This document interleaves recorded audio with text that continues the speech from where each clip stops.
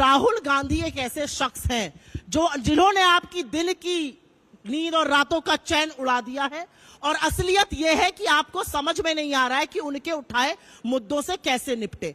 जातिगत जनगणना की जरूरत इसलिए है क्योंकि जब एक दलित सरपंच मध्य प्रदेश में एक डीएम के यहां आती है तो उसको बोला जाता है अगर कुर्सी पर बैठने का बहुत शौक है तो अपने घर से कुर्सी ले आओ।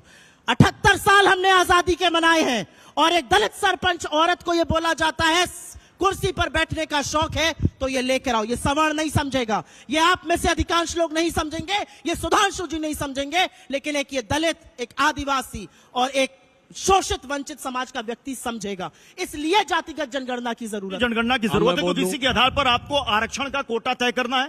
1931 के आंकड़े, देश की आजादी से पहले के आंकड़े। एक मिनट में बात करना। एक फैक्ट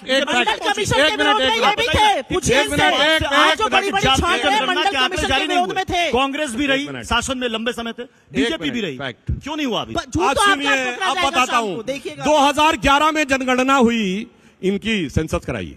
भारत सरकार में 140 सेक्रेटरी थे। कितने थे बताइए? SC ST, SC 0, ST 2। किसकी सरकार थी? अभी हमारे कैबिनेट, अब आप देंगे, आप बोल रही थी मैं एकदम शांत रहा, आपने अपने टर्न पे बोलिए। अभी भारत सरकार के कैबिनेट सेक्रेटरी बने हैं, बता रहा हूं, उसका भी जवाब दे रहा हूं।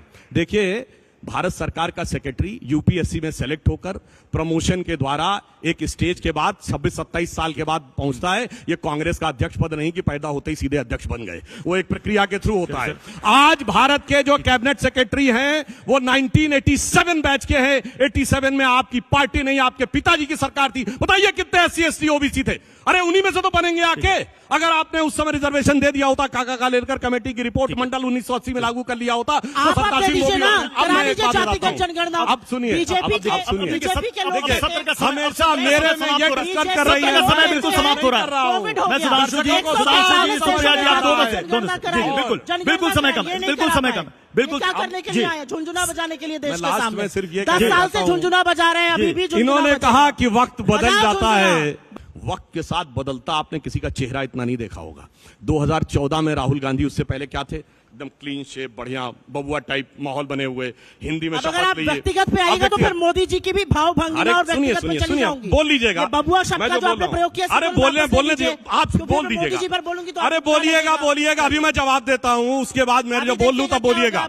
और उसके बाद हिंदी में शपथ ली और ईश्वर के नाम की शपथ ली 2014।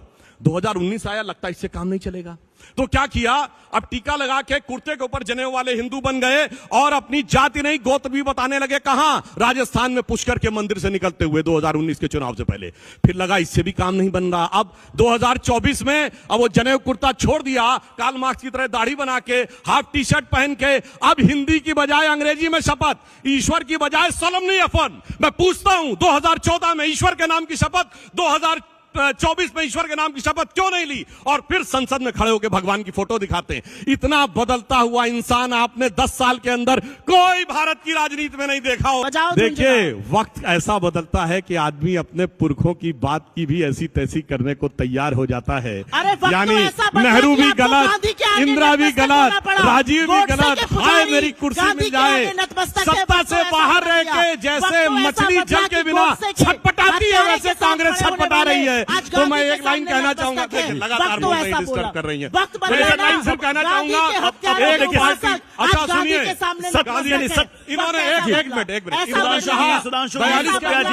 सेकंड देखिए, गांधी के सामने सिर झुकाने से मिलती है। सत्र की अवधि यहीं पर समाप्त हो रही है। मुझे 1 सेकंड दिए जाए पूरे बात करने। नहीं तो मुझे भी फिर जो आप लगातार बोलिए, और मेरा दावा है 30 सेकंड के बाद जवाब नहीं दे पाएंगे। इन्होंने स्वतंत्रता आंदोलन में कहा, नेहरू प्रधानमंत्री बने 2 सितंबर 1946 को कैबिनेट प्लान में वेवेल के द्वारा शपथ लेकर, यूनियन जैक के झंडे के नीचे क्वीन की निष्ठा की शपथ लेकर। भारत का संविधान नहीं था, बोलो, ये अंग्रेजों से लड़ाई लड़ रहे थे।